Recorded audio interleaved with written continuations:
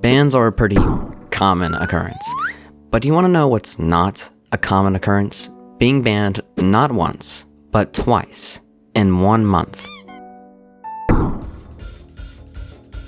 Here, meet Volcarona, Generation 5's most premier stealth rock weak Pokemon.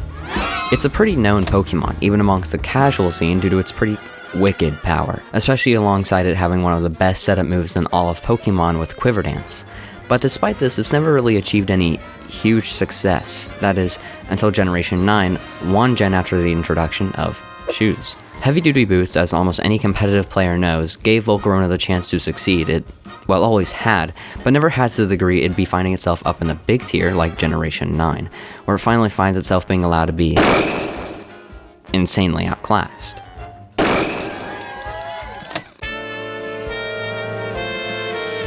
Within standard Scarlet and Violet play, though, Volcarona was banned for its use of terrestrialization to gain access to resistances it shouldn't have, as well as bonus coverage that it shouldn't have, which allowed it to clear through most Pokemon that could properly wall its typical moves like Giga Drain, Fiery Dance, Psychic, and Bug Buzz. But recently, the other metagame, Almost Any Ability, a metagame that allows for any unbanned Pokemon to take any unbanned ability, has had to ban Volcarona. Not just once, though. Twice. Why? Here, let me show you something. What you just watched was a +1 Volcarona dealing 50% to a max HP, max special attack invested Raging Bolt on a resist. Here, let me show you something else. You just watched that same Volcarona get to +2 and deal 98% with a single Bug Buzz to a max HP, assault vested this time, Raging Bolt, a Pokemon that is by no means frail. Oh, you want to know where its other 252 EVs went? Special attack.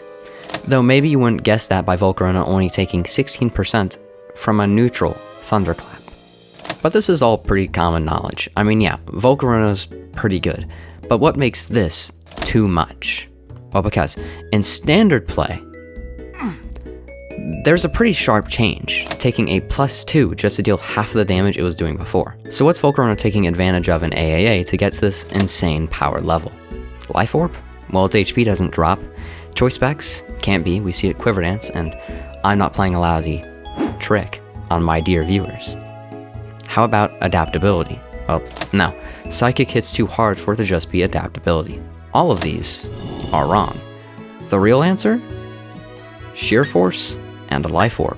Sheer Force alone just provides a 1.3 times bonus to any move with a secondary effect, at the cost of removing the move's secondary effect, and Life Orb alone provides a 1.3 times boost to any damaging move used, at the cost of 10% of the user's HP each move. Combined though, they have a pretty well-known effect, with Sheer Force removing the Life Orb secondary effect of injuring the user, while still keeping the 1.3 times bonus. So really, this insane damage is coming from a 1.3 times bonus, plus a 1.3 times bonus, at the cost of nothing. The reason behind this is that Sheer Force isn't just negating secondary effects, it's basically taking this Pokemon and saying that anything that occurs after the move, but before the next Pokemon plays, doesn't happen. Life Orb recoil is negated, that is, as long as the move triggers Sheer Force. Flare Blitz, for example, also triggers Sheer Force. Why? Well, it's not the recoil, it's that small, insignificant 10% chance to burn. That small 10% chance turned Gouging Fire into a rivaling menace when it was in almost any ability, eventually resulting in its ban alongside Magic Guard abuse. So why is this so insanely strong? Well, because how much of a bonus do you think Volcarona is getting from this dual combo? If you said 1.6 times, then you'd be wrong. In reality, the way Pokemon damage calculations are done is via multiplicative order, which means that when Life Orb activates, which is every damaging move, then we have a bonus 1.3 times to our damage. But if, say, we use Psychic, a move with a secondary effect, then we receive a second 1.3 times bonus, thanks to Sheer Force, which in the order of operations essentially looks like this. 1.3 times 1.3 times 90, with 90 being the original base power for Psychic. But what's this do for us? Well, you probably noticed yourself, 1.3 times 1.3 isn't 1.6. That'd be 1.3 times, roughly, 1.23. Instead, 1.3 times 1.3 gives us an end bonus of 1.69, almost a full 0.1 higher than our original calculation. And this can keep rising. How? Well, of course, Stab. Not that kind though. Stab is the bonus Pokemon receive for using moves of their same typing. So let's say Volcarona uses Fiery Dance, a 90 base power move with the chance to boost special attack. Then Volcarona would be receiving a 1.5 times multiplier for using a fire move, a 1.3 times bonus for using a Life Orb, and finally, a second 1.3 times bonus thanks to Sheer Force proccing off of Fiery Dance's secondary effect, causing the 90 base power move to, in the end, actually be dealt out with a whopping 228.15 base power, rounded down to just 228. This is simply insane damage.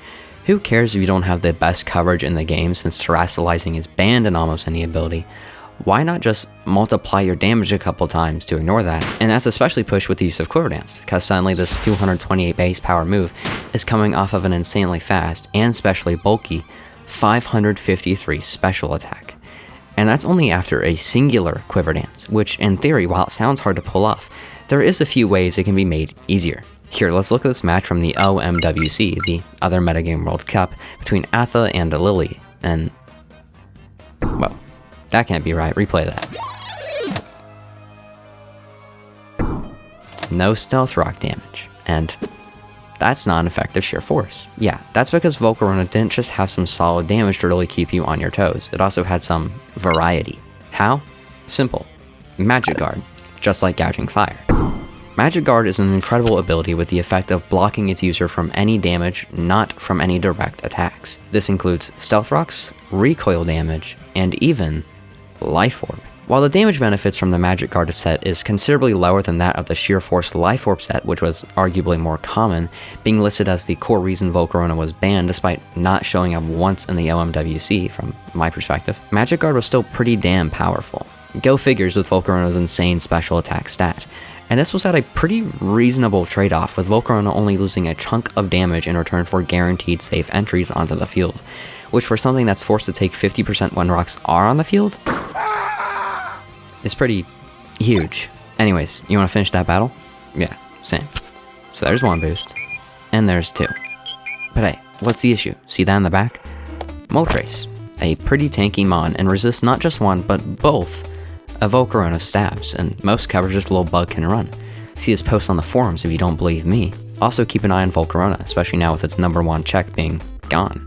These are Volcarona's best special moves aside from Fire Blast. If the Volcarona is not running a Mold Breaker ability, they will lose to Well-Baked Body Corviknight, or whatever it pivots into to beat it. It's pretty manageable in my opinion, though I'm the guy who always runs Magic Guard Life Orb Moltres, so maybe my opinion of the matchup moth is biased. Maybe indeed, does seem pretty biased, or maybe it's just wishful thinking. That's right, no critical hit needed, just straight sun-boosted power from Game Freak's favorite bug. But really, what happened here? Well, essentially it's the same issue as Sheer Force, except exponentially worse. The sun provided Volcarona with a 1.5 times bonus, which overlays on top of its other stab 1.5 times bonus, and on top of its ridiculous free 1.3 times bonus afforded by Life Orb. All of this comes out to make Fire Blast, an even stronger move than the more accurate Fiery Dance, reach a whopping 336.375 base power, rounded down to a mere 336 base power, which is coming off of a kind of sharp 738 special attack stat, due to Atha getting off not just one, but two Quiver Dances. This ends up leading to a full team sweep, Moltres being the first to fall despite its resistances, then Golden Go after a failed bait Giga Drain, then Iron Hands, and then finally Screamtail, which would end the match with a reasonable forfeit from Lily. Why don't we investigate another match to take a deeper look into Volcarona's strength? Here's one. Class versus Ivar 57. Both sides here brought Volcarona, so let's cover both sides' use of the Mon and how they kind of serve to show the core reason Volcarona was really banned. So here we see Class with Skarmory out. Not having a pivot move, he simply swaps straight to Volcarona, as Ivar sets up a light screen using his Corviknight. Then Ivar swaps to Iron Crown, who we can now presume has Well-Baked Body given its swap in on Volcarona. But as Ivar makes that swap, Class instead chooses to make the arguably safer play, given Well-Baked Body hadn't been revealed yet, and Quiver Dance. Then, Class Quiver Dances for another boost, and Ivar sets up two Calm Minds. The first one goes off without a scratch, but the second is interrupted by an unfortunate Bug Buzz special defense drop due to Class, like Atha, taking presumably magic guard rather than sheer force. But despite this, it doesn't really make an effect. The Iron Crown would have likely died anyways before it could kill with stored power, exactly as it does here. This all seems like a fairly boring, typical interaction between two setup mons facing off at the same time. And, well, it is. I mean, with Class simply defeating Iron Crown and then allowing Qianpao to come in and defeat their Volcarona with a strong Sucker Punch, this is just a boring interaction. But this does also kind of show the player base's problem with Volcarona, reckoning back to the forum post we saw earlier that called it Matchup Moth. It's a good name, mostly since Volcarona's strength comes in its ability to sometimes sweep clean through even more prepared teams that face it, while other times, it just dies. This also explains Volcarona's fairly balanced win rate for the OMWC, because half the time it shows up and immediately wins, while the other half of the time it just doesn't. We can push this especially with Volcarona after seeing what Ivar's does, which is come in, take 50 from rocks, and then make a crazy dodge. But it wasn't a fast Volcarona, it was a bulky one, a definite mistake in my opinion given Sheer Force set's more offensive nature, but nonetheless, any bulky Volcarona cleanly loses here due to Great Tusk being prepped with a rapid spin. But on the other hand, if the Volcarona was offensive, then Class definitely could have lost, or at least face a tough time beating Volcarona if his Roaring Moon wasn't scarfed or something, as AV Moon, a pretty solid special wall at times, flat loses to Volcarona's Sheer Force bug buzzes. Volcarona altogether was essentially just too strong to work in the tier. Most special walls lost to it in some capacity, and it always seemed to be on the verge of either sweeping or immediately dying just depending on what set got brought, like we saw a few seconds ago. But what were they talking about? Also keep an eye on Volcarona, especially now with its #1 check being gone. Well, that's pretty simple actually. They were talking about Dragonite, one of AAA's most infamous Pokemon. Dragonite was recently banned due to its Aerialate Extreme Speed set. Notice the boldening on my words? That's because in a vacuum, Aerialate and Extreme Speed are crazy good, but nothing too broken. Instead, what pushes Dragonite over the edge is its access to two special little moves, literally, with Flamethrower and Thunderbolt. These two moves were hugely unique with how they allowed Dragonite to beat, or at least not lose, to many of the tier's greatest walls. Corviknight, fluffy sets burned alive, while other sets typically just got zapped or burned out of the sky. But what's Dragonite got to do with Volcarona? Pretty simple, really. Volcarona's biggest weakness all along is its physical bulk. And you want to know something hard to tank? A 102 base power +2 priority flying stab option from Dragonite's kind of high attack stat. Believe it or not, Volcarona's pretty crushed by this. Because of Dragonite's ban though, Volcarona would be pretty quickly sussed out as broken and, as such, be banned by council vote on only November 12th. But I didn't mention it being banned twice for no reason, because just after its first ban, it got unbanned. Why? Here, meet Zamazenta, tier drama queen extraordinaire and someone who, right after OMWC, found themselves under the weight of a pretty hefty suspect test for its overwhelming speed, power, and diversity in sets. Luckily, for it at least, it beat this suspect and remained unbanned, and since banning during an active suspect isn't typically allowed, Volcarona was unbanned during it. But now that the suspect test was over, Volcarona would be back in the spotlight, and just one fat day later, after the suspect had finally ended, yeah, Volcarona crushed like a bug for the second time. Big thank you to both Self-Referential and Majin Evelyn.